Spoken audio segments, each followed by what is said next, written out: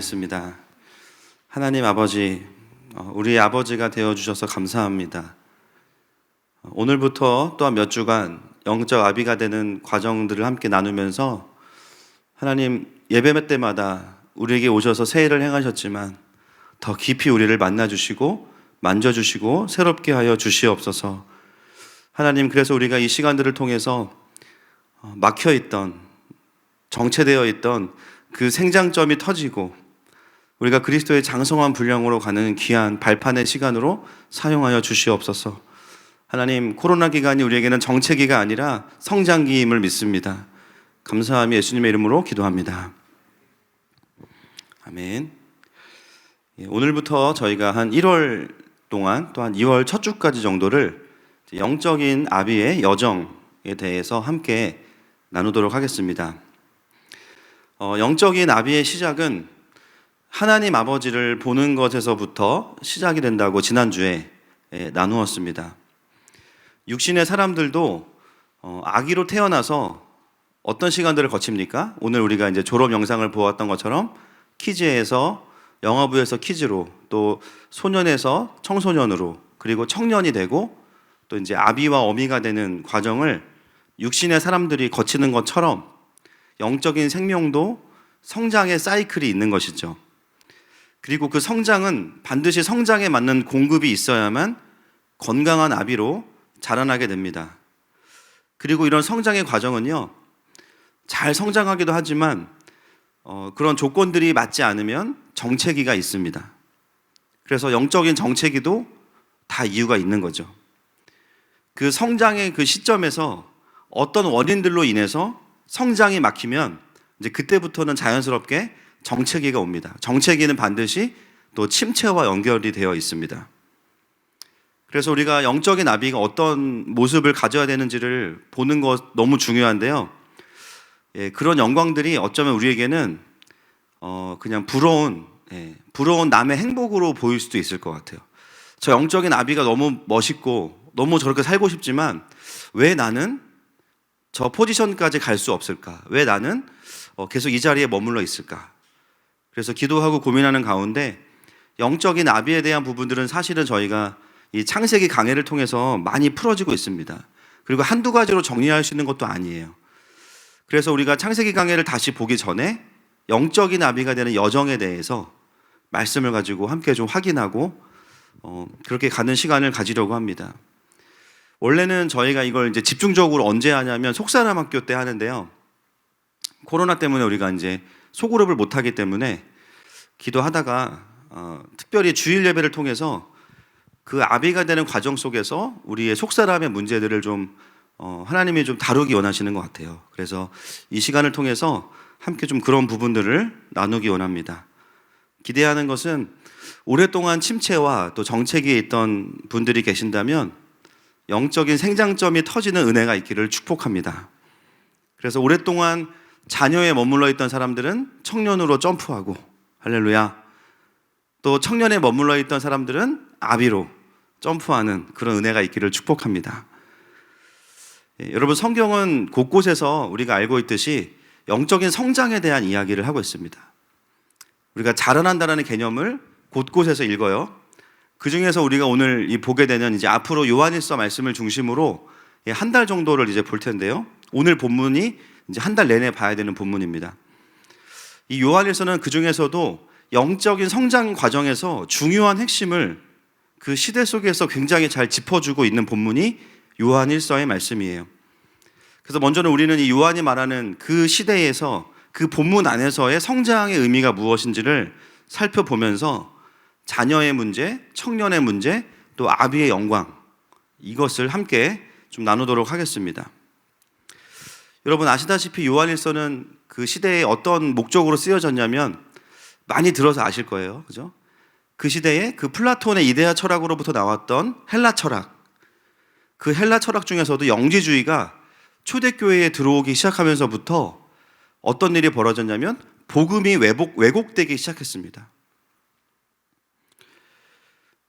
영지주의의 핵심, 단순하게 이야기하면 물질 세계는 악한 것이고 정신 세계는 선한 것이다. 그래서 두 가지는 함께 할 수 없다라는 거죠.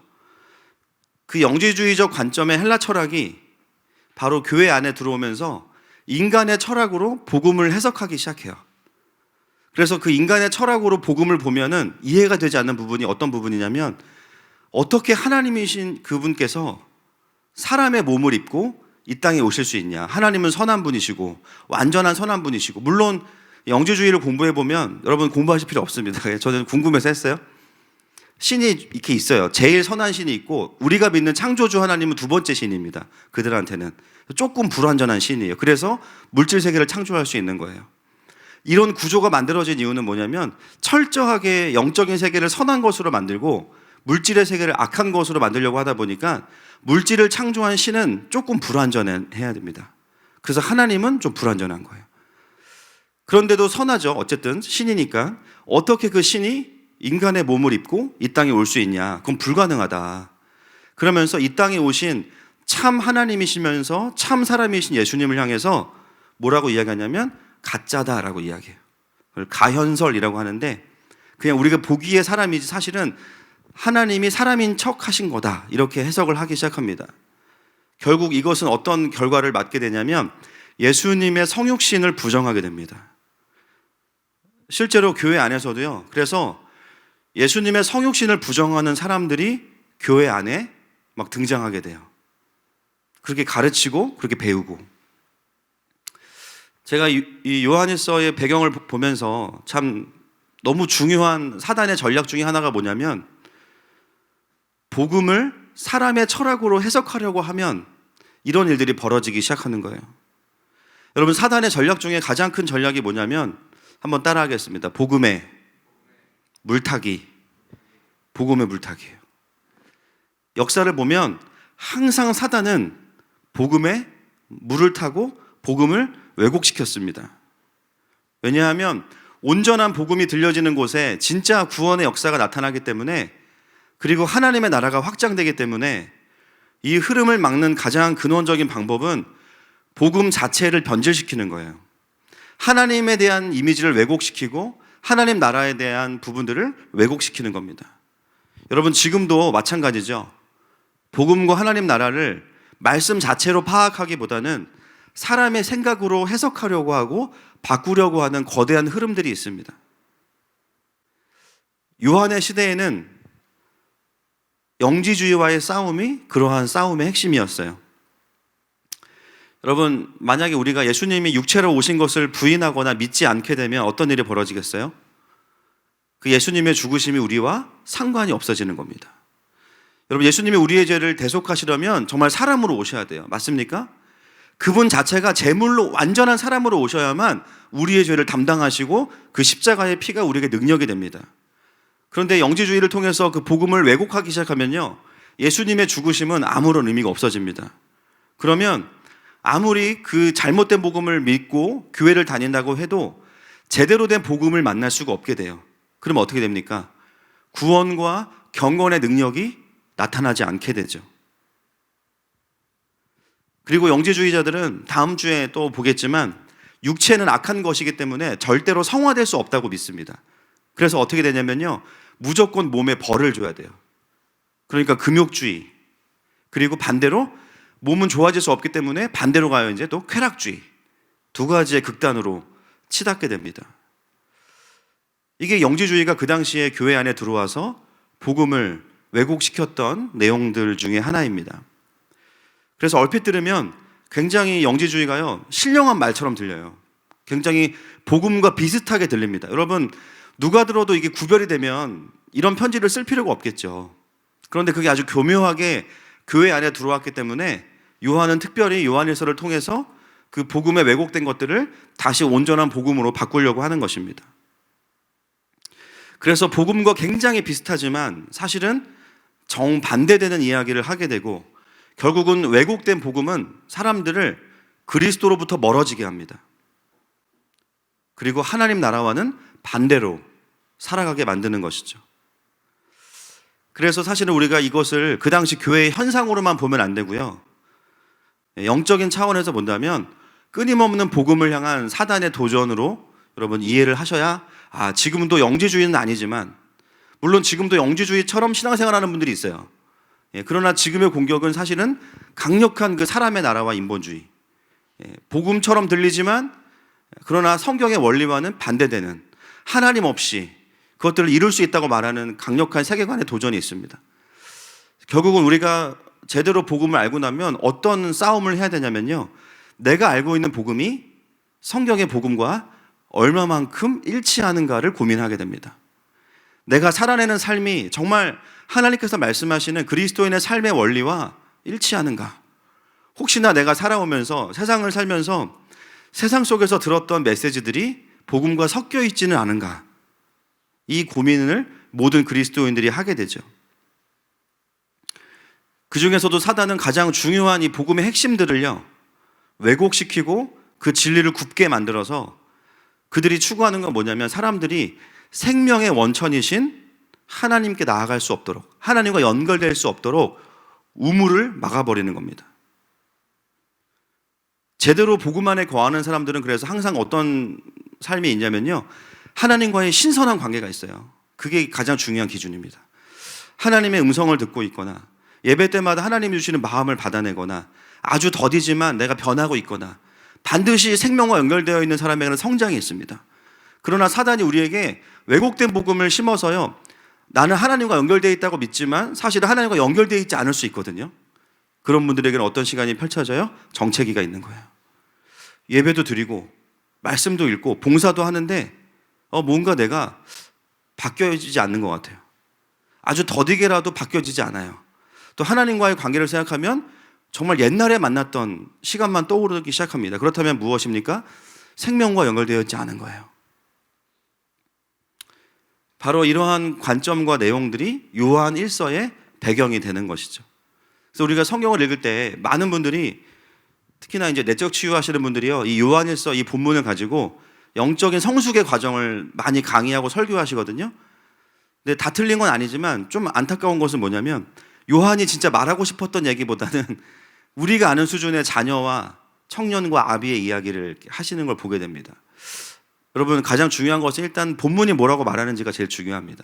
그래서 우리가 오늘 이제 앞으로 보고자 하는 것은 요한일서에서 말하는 이 세대별로의 그 특징과 그 성장하지 못하는 정체가 어디로부터 오는 것인지를 본문을 중심으로 좀 보도록 하겠습니다. 이제 요한이 어떤 의도로 요한일서를 쓰는지 이해가 되셨죠? 1장 1절 말씀을 한번 같이 읽어볼까요? 시작. 태초부터 있는 생명의 말씀에 관하여는 우리가 들은 바요, 눈으로 본 바요, 자세히 보고 우리의 손으로 만진 바라. 네, 1절 시작하자마자 가장 많이 쓰이는 동사가 뭐죠? 우리가 알고 있듯이 지각 동사입니다. 듣다, 보다, 만지다. 이게 1장 1절부터 등장해요. 왜 이런 지각 동사, 경험 동사를 쓰는지 이제 우리는 감이 오실 거예요. 나는 요한이에요. 요한은 육체로 오신 예수님을 만났다, 들었다, 보았다, 만졌다. 그분은 가짜가 아니다, 홀로그램이 아니다. 그분은 진짜 육신이셨다. 여러분, 요한이 굉장히 부드럽고 섬세한 성격인 것 같지만 요한의 메시지를 보면요, 완전 파이터입니다. 시작하자마자 어퍼컷 날리고 시작하는 거예요. 야, 너네 예수님 가짜라 그랬지. 내가 그분을 만났어. 그분은 환상이 아니고 그 예수님을 만졌어. 너 내가 누군지 알아? 내가 어저께도 예수님하고 밥도 먹고, 응? 그리고 내가 사우나도 가고, 내가 다 했다 아이가. 그렇게 얘기하는 거예요. 너희들이 말하는 거 가짜라고 말하는 예수님을 나는 직접 경험하고 그분과 함께 생활했어. 그러니까 너네 헛소리 하지 마. 1장 1절에서 이미 이슈 파이팅이 끝나요. 그냥 그렇게 막 복잡하게 설명하던 복음을 왜곡시키고 막 수많은 이론과 인간의 지식을 가지고 설명하던 왜곡된 복음을 1장 1절 한 절로 그냥 끝내버립니다. 그들의 잘못된 프레임을요, 완전히 뭉개버리고 요한일서가 시작이 돼요. 여러분, 거짓 메시지들이 아무리 그럴듯해 보여도요, 진짜로 예수님을 만난 사람들을 이길 수는 없습니다. 할렐루야. 아무리 사람들이 교회가 어떻고 세상이 어떻고 뭐 한국 교회가 무너졌고 별의별 소리를 다 해도요, 진짜 하나님을 만나고 성령에 사로잡혀 살아가는 사람을 만나면 그런 얘기 쏙 들어갑니다. 뭐 공의가 어떻고 정의가 어떻고 사랑이 어떻고 떠들어도 제대로 하나님을 만나서 그분의 부르심을 따라 살아가는 사람들을 만나면 그들은 세상에 감당할 수 없는 사람들이죠. 여러분, 하나님의 나라는 말에 있지 않고 능력에 있습니다. 제대로 은혜 받은 사람들은 말보다는 삶이 더 앞설 수밖에 없어요. 왜냐하면 하나님이 시킨 삶을 살아내고 있다 보니까 말할 시간이 별로 없어요. 요한은 시작하자마자 영주주의자들의 그 철학과 말도 안 되는 거짓 교리들을 자신이 경험한 예수님으로 다 그냥 부셔버리고 시작해요. 그리고 요한일서 4장에서 다음과 같이 권면합니다. 4장 1절부터 3절까지 보겠습니다. 시작. 사랑하는 자들아, 영을 다 믿지 말고 오직 영들이 하나님께 속하였나 분별하라. 많은 거짓 선지자가 세상에 나왔음이라. 이로써 너희가 하나님의 영을 알지니 곧 예수 그리스도께서 육체로 오신 것을 시인하는 영마다 하나님께 속한 것이요 예수를 시인하지 아니하는 영마다 하나님께 속한 것이 아니니 이것이 곧 적그리스도의 영이니라. 오리라 한 말을 너희가 들었거니와 지금 벌써 세상에 있느니라. 네, 이 4장 말씀도 더 이해가 되시죠? 예수가 육체로 오신 것을 부인하는 자들 누굽니까?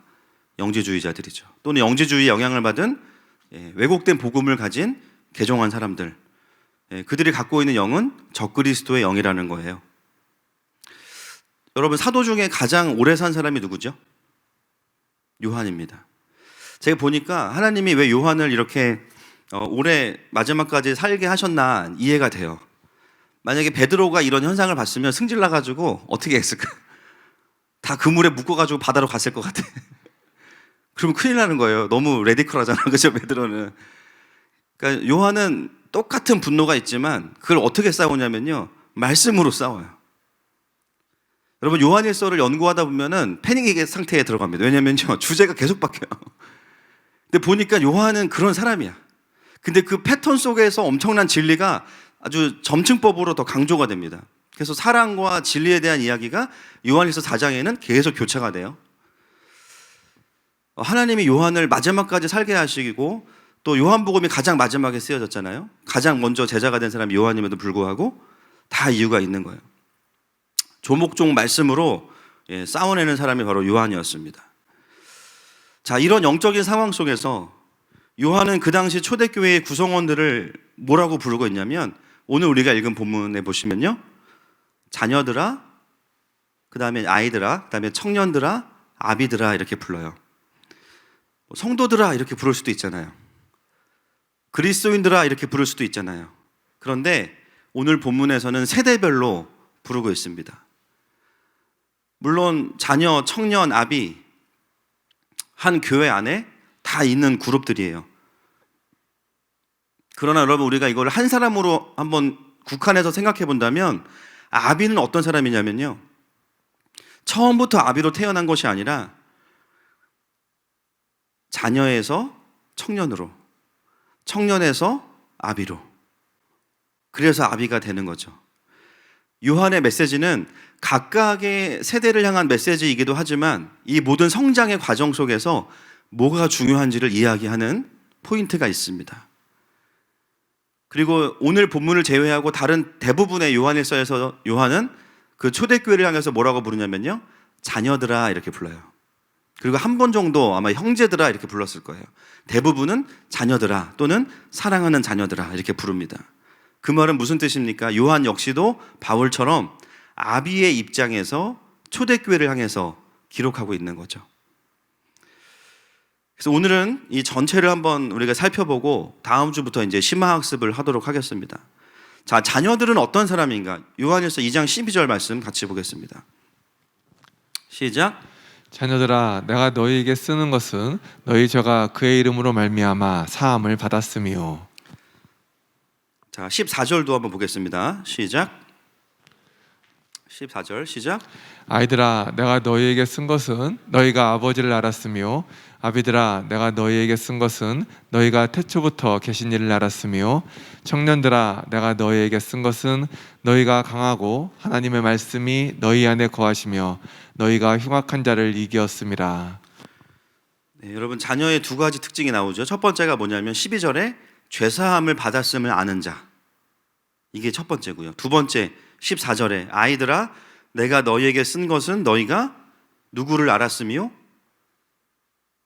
아버지를 알았으며, 두 번째는 아버지를 알았으며. 근데 이 아버지를 안다는 것은 나중에 보면 또 태초부터 계신 이를 안다와 연결됩니다. 여러분, 자녀로서 요한이 말하는 두 가지 반드시 경험해야 되고 해결돼야 될 것 두 가지가 죄사함과 아버지를 아는 거예요. 즉 그 말은 이 두 가지가 흔들리면 청년으로 갈 수 있다 없다? 없다. 시험에 탈락했기 때문이 아닙니다. 청년으로 가려면요 이 두 가지가 탄탄해야 되는데 이게 안 되면 가려고 하다가 또 흔들립니다. 가려고 하다가 흔들려요. 그래서 이것이 왜 흔들리는지를 우리가 오늘 배경을 통해서 봤던 것처럼 결국 그 이유가 무엇 때문이냐면 잘못된 복음을 알고 있기 때문입니다. 그게 이유예요. 비진리가 복음에 섞여서 자녀들의 그 죄사함과 아버지를 안다는 것은 이제 아마 다음 주나 다다음 주에 보겠지만 정체성 문제거든요. 자기의 근원을 안다는 것이기 때문에 결국은 죄사함의 문제와 정체성이 흔들려 버리기 때문에 자기의 사명까지 가지 못해요. 근데 그 이유가 뭐냐면 잘못된 복음과 하나님과 하나님 나라에 대한 오해, 그 왜곡들이 있기 때문입니다. 어떻게 해결할 수 있을까요? 당연히 명확한 복음과 하나님의 말씀을 정확히 이 부분에 있어서 정리가 되는 순간 자녀는 졸업을 하게 되는 겁니다. 여러분, 가짜가 많아서 문제가 아니라요, 아무리 말씀을 들여다봐도 진짜를 몰라서 문제인 거예요. 맞습니까? 정확한 신학과 교리라는 것은 지식이라기보다는 하나님이 어떤 분이신지를 말씀에 근거해서 정확히 아는 겁니다. 그러면 신앙생활이요 감정에 의존되는 게 아니라 말씀에 근거하게 돼요. 그러면 감정에서 일어나는 기복들이 말씀에 의해서 다스림을 받게 됩니다. 할렐루야. 그러면 우리는요 죄사함과 정체성의 문제를 더 이상 고민하지 않게 돼요. 고민이 끝나서가 아닙니다. 말씀을 붙잡았기 때문이에요. 그러면 그 다음 단계가 뭐냐면 청년이거든요. 13절 중반부에 보시면 청년들아 내가 너희에게 쓰는 것은 너희가 악한 자를 이기었음이라. 청년의 특징은 뭐예요? 악한 자를 이기는 거예요. 14절에 청년들이 한 번 더 나오죠. 14절 청년들아 내가 너희에게 쓴 것은 너희가 강하고 하나님의 말씀이 너희 안에 거하시며 너희가 흉악한 자를 이기었음이라. 청년의 삶은 가장 큰 특징이 뭐냐면 따라합시다. 이기는 자. 이만희가 아니고 우리는 이기는 자. 이기는 자. 정체성과 죄사함의 확신을 가진 사람들은요 그때부터 어떻게 하냐면요 자기의 문제를 고민하지 않고 청년으로 살아가는데 청년의 특징은 뭐냐면 이기는 자예요. 이기는 자. 지는 자가 아닙니다. 할렐루야. 그런데 그 흉악한 자를 이기는데 가장 중요한 무기가 뭐냐? 본문에 보니까 하나님의 말씀이 너희 안에 거하시면, 힘이 세져서 이기는 게 아니라 말씀이 내 안에 거하기 시작하면서부터 이기기 시작해요. 누구를 이깁니까? 왜곡된 복음을 주는 그 비진리를 이기는 거예요. 혈과 육에 대한 싸움이 아니라 어떤 상황 속에서 비진리가 뭔지를 알고요 그 비진리와 싸우기 시작하면서 뭘 경험하냐면 승리를 경험하기 시작하는 자들이 청년들이에요. 결국은 청년들도 마지막에 이것을 돌파하는 그 포인트가 뭐냐면 명확한 복음과 하나님의 말씀을 아는 것입니다. 그래서 복음을 모르면, 하나님 나라를 잘못 이해하면요 어떤 일이 벌어져요? 흉악한 자를 이겨야 되는데 같은 편을 이기려고 들어요. 아군과 적군을 반대로 봅니다. 교회와 함께 싸워야 되는데 교회와 싸우고, 비진리와 싸워야 되는데 진리와 싸우고. 그것들이 어떻게 해결됩니까? 말씀을 정확히 알 때 우리가 무엇과 싸워야 되는지도 알게 되고, 그리고 어떻게 싸워야 되는지도 알게 되는 것이죠. 이런 청년의 영적인 시즌을 보내고 나면 그 다음 단계가 뭐예요? 우리가 이제 올해 표어로 삼고 있는 영적인 아비가 되는 겁니다. 13절 말씀 다시 한번 보여주세요. 자, 아비들만 보겠습니다. 시작.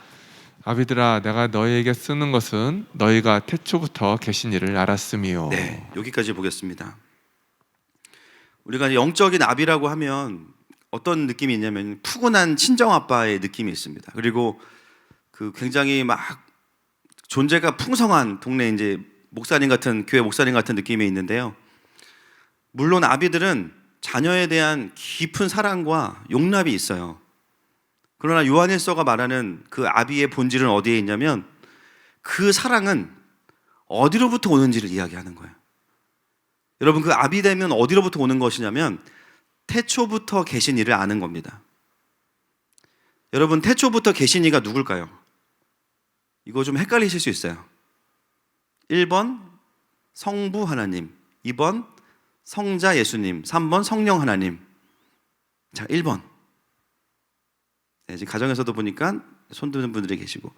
자, 2번 예수님이다. 자, 3번 성령님이다. 내가 하나님이다. 4번. 아, 왜 이렇게 손을 안 드시는 거예요? 아침에 힘들어 죽겠는데. 다시. 자, 1번 성부 하나님, 2번 성자 예수님, 3번 성령 하나님, 4번 내가 이만이다. 자, 없으세요? 정답은 2번입니다. 일단 요한의 언어를 좀 이해하셔야 돼요. 자, 요한에서 1장 1절과 2절, 요한복음 1장 1절과 2절 말씀 보겠습니다.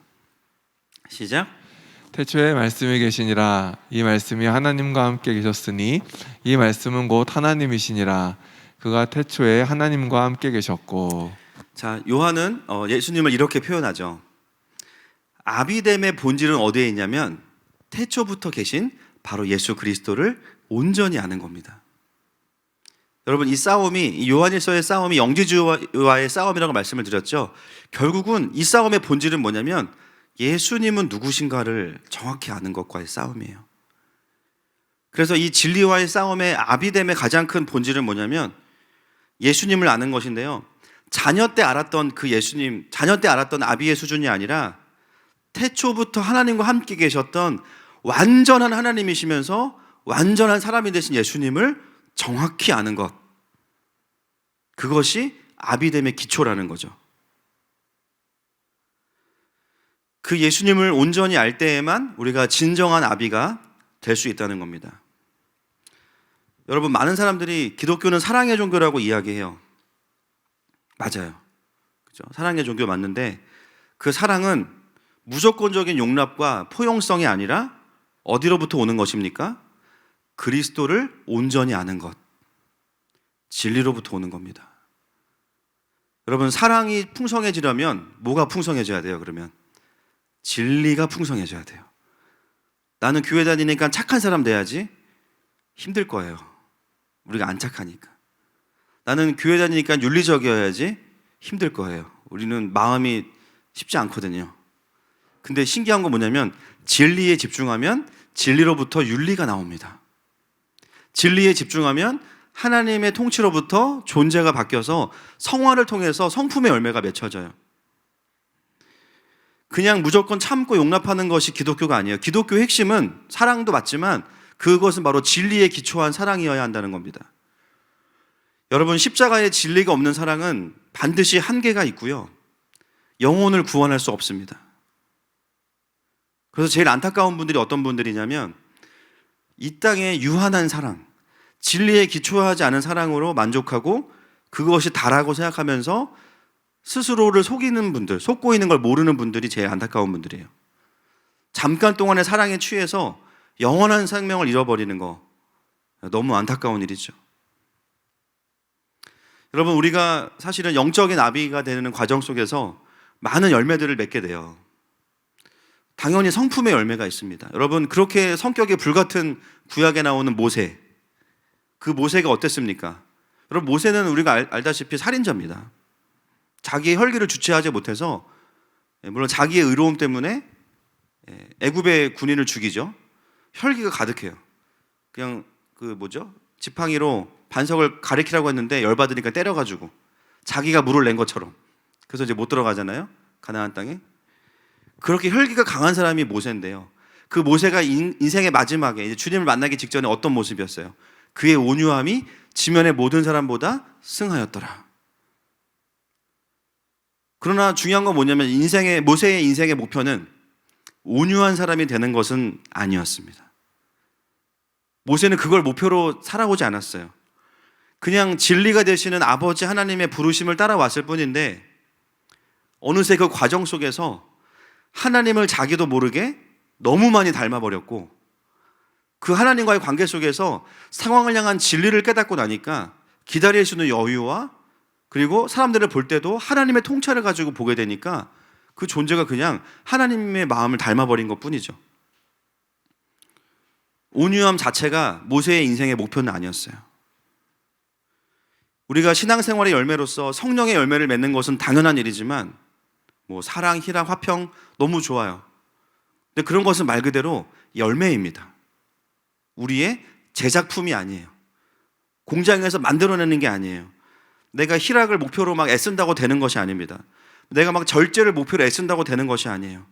성경은 그것을 성령의 열매라고 해요. 노력의 열매도 아니고, 인격 도야의 열매도 아니고, 밸런스의 열매도 아니고, 상식의 열매도 아니에요. 그것은 성령님의 열매입니다. 그렇다면 이 모든 것이 어디로부터 출발되냐면요, 하나님을 온전히 아는 것으로부터입니다. 여러분, 우리가 사도 요한을 아시는 분들은 아시겠지만, 멀리서 보신 분들은 되게 부드럽고 온유한 분으로 보지만, 사실 사도 요한의 별명을 아시나요? 누가복음 9장 54절 말씀 한번 볼까요? 시작. 제자 야고보와 요한이 이를 보고 이르되 주여 우리가 불을 명하여 하늘로부터 내려 저들을 멸하라 하기를 원하시나이까. 예수께서 돌아보시며 꾸짖으시고 함께 다른 마을로 가시니라. 아멘. 사마리아 사람들이 예수님을 푸대접하니까 요한이 뭐라 그래요? 하늘에서 불을 내려서 저들을 멸하라고 할까요? 와, 이건 베드로도 이렇게 안 하는 건데 진짜. 와, 너무 무서운 거예요. 그래서 요한도 성격이 처음부터 이렇게 막 온유하고 나이스한 건 아니었어요. 오죽하면 예수님이 그런 모습을 보고 뭐라고 별명을 지으셨냐면 마가복음 3장 17절 시작. 또 세베대의 아들 야고보와 야고보의 형제 요한이니 이 둘에게는 보아너게 곧 우레의 아들이란 이름을 더하셨으며. 네, 버락 오바마가 아니고 벼락 요한입니다. 벼락이에요, 벼락. 제가 보니까 베드로는 약간 B형에 가까운 스타일이고요. 요한은 어떤 유형일까요? 천사였다 갑자기 막 변신하는 분들 계시죠? 네, AB형에 가까운 느낌이에요. 예, 모두가 그렇다는 건 아닙니다. 또 폄하하는 것도 아니고요. 보편적으로 우리가 알고 있는 선에서 말씀을 드려요. 저도 B형이지만 굉장히 소심하고 내성적이지 않습니까? 넘어가겠습니다. 사실 사도 요한은 굉장히 다혈질이에요. 사도 요한도. 그런 사도 요한이 누구보다 온유함에 대해서 얼마나 할 말이 많겠어요. 그런데 그 요한이 말하는 온유함과 사랑은 그 전에 어디로부터 출발하냐면 태초부터 계신 이를 온전히 아는 것으로부터 출발한다는 거예요. 우리가 온유하지 말라는 것이 아니라 그 모든 것들이 다 그리스도 안에 있다는 겁니다. 그래서 요한은요, 요한일서 4장에 가보시면 뭐라고 이야기해요? 우리가 서로 사랑하자. 하나님 안에 거하는 자는 사랑할 수밖에 없다라고 이야기합니다. 그런데 그 뿌리는 어디로부터 오는가? 예수님을 온전히 아는 것으로부터 온다는 거예요. 그러니까 여러분, 예수님 안에 다 있는 거예요. 아멘이시죠? 모든 게 다 예수님 안에 있어요. 다른 거 찾지 마세요. 다른 걸 통해서 보충하지 마세요. 그냥 복음 안에 다 있습니다. 결국에 영적인 아비는 어떤 사람이냐? 자녀에서 청년, 청년에서 아비로 오면서요, 죄사함과 정체성의 문제가 해결되고 또 진리의 싸움을 싸워내는 가운데 결국 마지막에 그 아비의 모습은 뭐냐면 이전보다 더 예수님을 예수님으로 온전히 아는 위치에 서는 자들이 영적인 아비라는 거예요. 그러므로 영적인 아비의 특징 또한 뭐냐? 복음과 하나님의 말씀을 정확히 아는 사람들이 영적인 아비입니다. 물론 우리가 푸근하고 용납함이 있어야 되지만 결국은 뭐예요? 복음을 온전히 아는가? 그거에 대한 대답들이 우리를 성장하게 한다는 것이죠. 여러분, 영적인 성장은 언제 일어나겠습니까? 결국은 예수님을 온전히 알 때, 복음을 이전보다 더 풍성히 알아갈 때. 많은 분들이 내가 아는 복음 이 정도면 되지 않을까? 그렇지 않아요. 쉽게 말하면 하나님을 평생 알아가야 되는 것처럼 그 십자가에서 우리를 위해 행하신 그 복음 사건이 우리에게 어떤 하나님의 나라를 가져왔는지를 평생을 통해 알아가야 되고요. 그것은 어떤 지식의 발견이 아니라 내 존재 안에 있는 걸림돌들을 제거하는 것과 연결되어 있습니다. 말씀을 온전히 알아가고 삼위 하나님을 온전히 알아가는 것. 그래서 정확한 진리에 연결되어 있는 그 상태에만 있으면 우리가 표현하기에 그것이 이제 하나님의 임재 안에 있는 건데요. 우리는 자연스럽게 성장하게 되는 것이죠.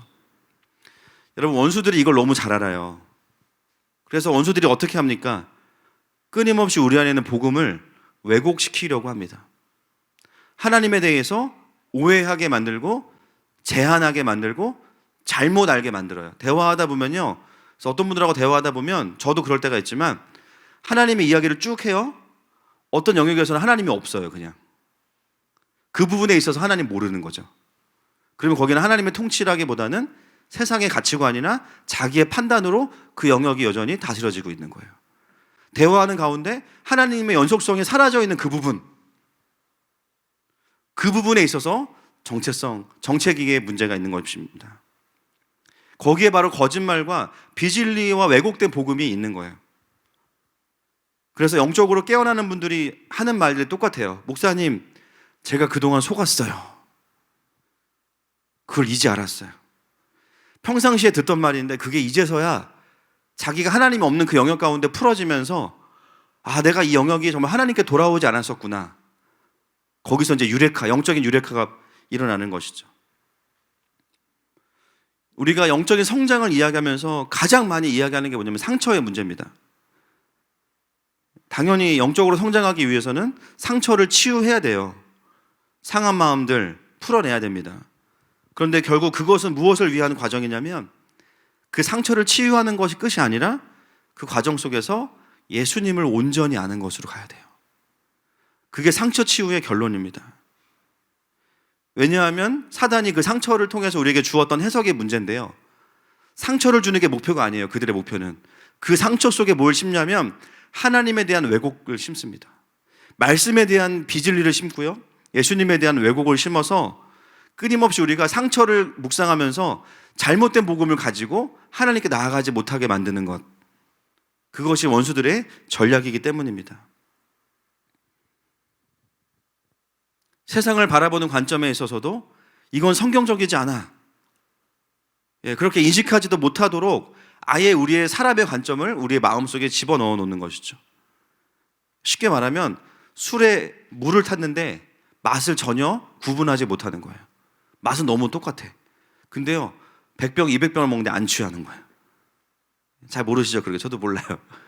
그러면 그 술에는 문제가 있는 거예요. 복음의 물을 탄 거죠. 예배를 드렸는데 난 회복이 안 되는 것 같아. 예배에 문제가 있는 걸까요? 신앙생활을 하는데 내가 아무래도 내 죄 때문에 천국에 못 갈 것 같아. 십자가를 백날 외쳐봐도 달라진 게 없어 보여. 이런 느낌이 든다는 거예요.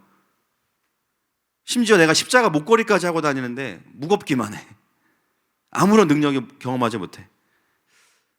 때로는 하나님, 내가 그렇게 힘들 때 하나님 어디 계셨습니까? 또는 세상을 바라보면서 하나님이 살아계시면 세상에 왜 이렇습니까? 이러한 수많은 의문 속에 사단은 뭘 해놨어요? 복음에 물타기를 해놓은 거예요. 그래서 우리가 그런 것들을 묵상하면서 어떤 열매를 맺게 되냐면 제대로 된 믿음을 쓸 수 없는 상태로 가게 됩니다. 하나님을 기대하지 않게 되고 절망을 내 마음속에 내가 스스로 심고 원망을 심어 놓습니다.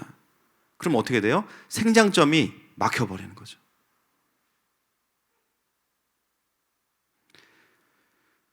다행인 것은 뭐냐면 하나님께서 우리를 그냥 두시지 않아요.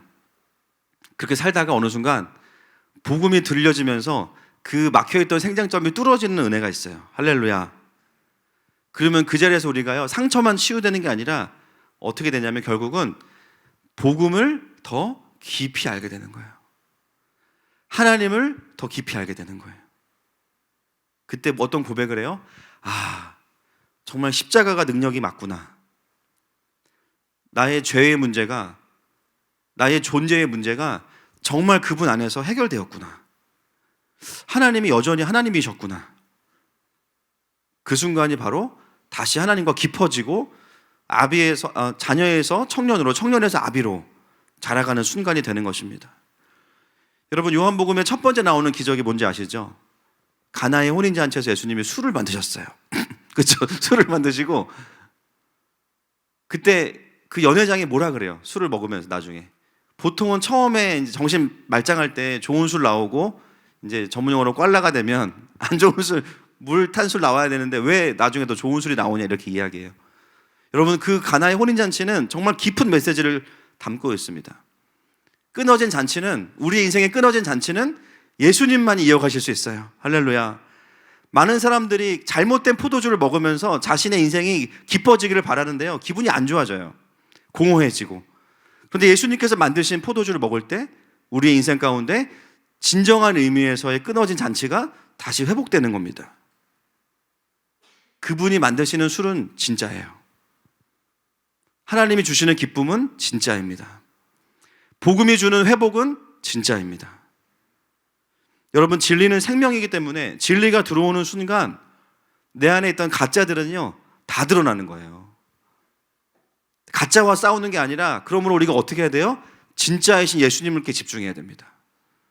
그분이 어떤 분이신지, 그분이 나에게 지금 행하기 원하시는 게 무엇인지, 나의 정체 속에 들어있는 이 거짓된 것들이 무엇인지를 그분 앞에서 계속 비추어주는 것들이 필요합니다. 그래서 어떤 사람들이 성장하냐면요, 그분을 깊이 알아가는 사람들이 결국은 성장해요.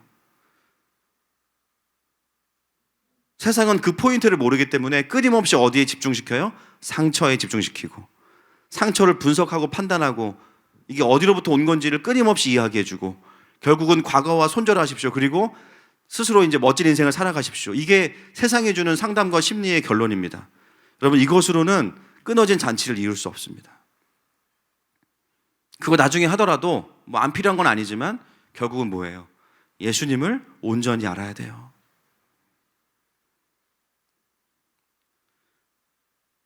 그래서 영적인 성장은 복잡한 거 필요 없고요, 그분 안에 실제로 내가 거하고 있냐, 그분의 말씀 안에 거하고 있냐, 그것만 되면 다 되는 겁니다. 에베소서 4장 13절 말씀 같이 보겠습니다. 시작. 우리가 다 하나님의 아들을 믿는 것과 아는 일에 하나가 되어 온전한 사람을 이루어 그리스도의 장성한 분량이 충만한 데까지 이르리니.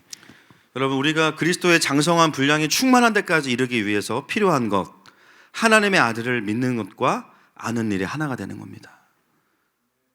옆 사람에게 선포합시다. 예수 믿으세요. 시작. 오늘부로 다 예수님 믿으셔야 됩니다. 하나님의 아들을 아는 것과 믿는 것, 그것만이 우리를 그리스도의 장성한 분량인 아비의 자리로 데려갈 수 있는 겁니다. 빌립보서 1장 9절부터 11절까지 보겠습니다. 시작. 내가 기도하노라 너희 사랑을 지식과 모든 총명으로 점점 더 풍성하게 하사 너희로 지극히 선한 것을 분별하며 또 진실하여 허물 없이 그리스도의 날까지 이르고 예수 그리스도로 말미암아 의의 열매가 가득하여 하나님의 영광과 찬송이 되기를 원하노라. 아멘. 여러분, 우리가 그리스도의 그 열매가 가득하기 위해서 빌립보서는 뭐라고 이야기해요? 우리의 사랑을 감성적으로만이 아니라 지식과 모든 총명으로 풍성하게 하래요. 사랑의 풍성함은 감성의 풍성함만이 아니라 결국 어디로부터 오냐면요, 지식과 모든 총명. 이게 무엇입니까? 그리스도를 아는 겁니다. 계시의 영을 통해서 그리스도를 풍성히 아는 성도의 기업을 경험하는 거예요. 베드로후서 3장 18절 말씀 보겠습니다. 시작. 오직 우리 주 곧 구주 예수 그리스도의 은혜와 그를 아는 지식에서 자라가라. 영광이 이제와 영원한 날까지 그에게 있을지어다. 아멘. 우리 주 곧 구주 예수 그리스도의 은혜와 그를 아는 지식에서 자라가라. 아멘입니까? 우리의 성장은 그를 아는 것으로부터만 가능한 겁니다. 그렇다면 진단은 너무 확실하죠. 내 인생의 모든 영역은 아닐지라도 성장이 없는 이유는 어느 순간 내 삶에 그분을 알아가는 어떤 것이 멈추어졌기 때문이에요. 몇 년째 똑같은 문제의 기도 제목을 가지고 있다. 문제 해결이 중요한 게 아니에요. 그 문제 안에 거하고 계시는 예수님의 음성을 들으셔야 됩니다. 그 문제 안에 계시는 예수님을 알아야 돼요. 그때 그 문제가 돌파가 되는 거예요. 그냥 주님 우리 남편 구원받게 해주세요. 우리 가정이 어떻게 되게 해주세요. 내 인생이 어떻게 되게 해주세요. 내가 인격이 좀 더 어떻게 되게 해주세요. 이게 문제가 아니라요. 그 속에 있는 비진리와의 싸움, 그리고 그 속에서 정말 그리스도가 어떤 분인지를, 그 문제를 가지고 만나셔야 돼요. 그것이 안 되고 있기 때문에 어느 순간 우리는 정체기에 있는 겁니다. 마치 어떤 느낌이냐면 신앙생활을 시작했는데 마라톤이잖아요. 열심히 뛰다가 팻말을 잘못 보고 잘못된 경로로 열심히 뛰고 있는 거예요. 계속 목표 지점과는 멀어지고 있는 거죠. 나는 신앙생활을 해왔다고 생각했는데 코스를 따라 뛰는 게 아니라 딴 데로 뛰고 있어요. 아니면 내가 안다고 스스로 교만해져서 더 말씀을 받아들이지 않거나 세상의 것과 섞여진 복음을 붙잡고 있기 때문에. 여러분, 문제는 너무나 단순해졌어요. 제대로 복음을 안에 거하고 있다면 반드시 변화와 성장이 있습니다. 여러분, 정체기에 있다고 느껴지시는 분들은 이 기준으로 돌아보시면 됩니다. 자녀이건 청년이건 그 정체가 오래되었을 수 있어요. 이제 다음 주부터 말씀을 같이 나누면서 좀 더 진단이 되겠지만, 왜 나는 자녀에서 청년으로 가지 못했을까? 이유가 있는 거죠. 왜 나는 청년에서 아비가 되지 못할까? 이유가 있는 거죠. 이 과정을 하나님 안에서 건강하게 성장해온 분들도 있지만, 교회를 오래 다녔어도요, 여전히 자녀의 단계에 머물러 있는 분들도 많습니다. 여전히 청년에서 아비로 넘어가지 못하는 분들도 많아요. 반드시 이유가 있어요. 생장점이 안 터진 겁니다. 교회를 안 다닌 것도 아니고 예배를 안 드린 것도 아닌데 왜 성장하지 않을까? 너무 단순한 거예요. 내 안에 복음이 풍성해지지 않고 있었기 때문입니다. 그래서 우리가 이제 기도를 좀 바꾸셔야 돼요. 똑같은 문제를 반복하다가 지치지 마시고, 하나님, 내가 이 문제에 있어서 속고 있는 거짓말이 무엇인지를 보여주세요. 진리의 영이신 성령님 가르쳐 주세요. 그리고 예수님이 이 문제를 다스려 주세요. 제가 이 문제를 통해서 이 문제의 주인이시고 이 문제를 해결하시는 예수님을 만나기 원합니다. 여러분, 그렇게 구하셔야 됩니다. 그리고 그 문제의 해결은 문제가 사라지는 게 아니라 그 문제에 대해서 하나님을 깊이 경험하는 것이죠. 여러분, 이 수술이 없으면 신앙생활의 연륜과 기간과 상관없이 성장은 없는 거예요. 그리고 성장해 오신 분들은 기간이 중요한 게 아니라 이게 되어 오신 거예요. 정형화된 것은 아니지만 여러 상황 속에서 하나님이, 이분이 하나님 안에 거하기 시작하면서, 말씀 안에 거하기 시작하면서부터 크고 작은 수술들을 통해서 끊임없이 생장점들을 계속 터뜨려 주신 거예요. 그리고 그때마다 건강하게 믿음으로 반응하면서 자라오신 겁니다. 영적인 아비는 구호만 외친다고 되는 것이 아니라 실제로 생장점이 터져야 됩니다. 성장을 해야 아비가 되겠죠. 오늘은 서론만 했어요. 서론. 다음 주부터 이제 진짜 시작을 할 텐데요. 찬양팀 나와주시고, 이제 다음 주부터 자녀와 청년과 아비됨에 대한 것들을 나누어 가겠습니다. 사실은 속사람학교 때 더 깊이 또 다루어야 되는 부분도 있지만, 이 시기에 우리가 주일 예배를 통해서 이 메시지를 듣게 하시는 이유가 있을 것 같습니다. 특별히 또 가정 안에서 이 메시지를 듣게 되시는데요, 어떤 하나님의 회복의 계획이 있으신 것 같아요. 미리 말씀을 드리는 것은, 앞으로 3, 4주 정도는 주일 예배지만 조금은 불편할 수도 있고요, 또 조금은 강도 높은 훈련의 시간이 될 것 같습니다. 그런데 이미 하나님은 준비가 다 끝나셨어요. 여러분들이 어떤 마음으로 이 시간을 침노하는가, 그것에 따라서 주일 예배가 가정에서 받는 속사람학교가 될 수 있습니다. 여러분, 하나님은 우리를 그분 안에서 성장시켜 가기를 원하세요. 그리고 그리스도의 장성한 분량에까지 이르기를 원하십니다. 여러분, 우리를 향해서 격려하시는 그분의 음성을 들으셔야 돼요. 내가 다시 너를 일으킬 것이다. 내가 다시 너를 성장시킬 것이다. 내 아들의 장성한 분량까지 내가 너를 데려갈 것이다. 그거를 막고 있던 거짓말들과 왜곡된 것들을 내가 진리 위에 다시 세울 것이다. 지금 우리를 그렇게 부르시는 주님 앞에 내가 주님을 더 알기 원한다고 이 찬양으로 고백하면서 나아갑시다.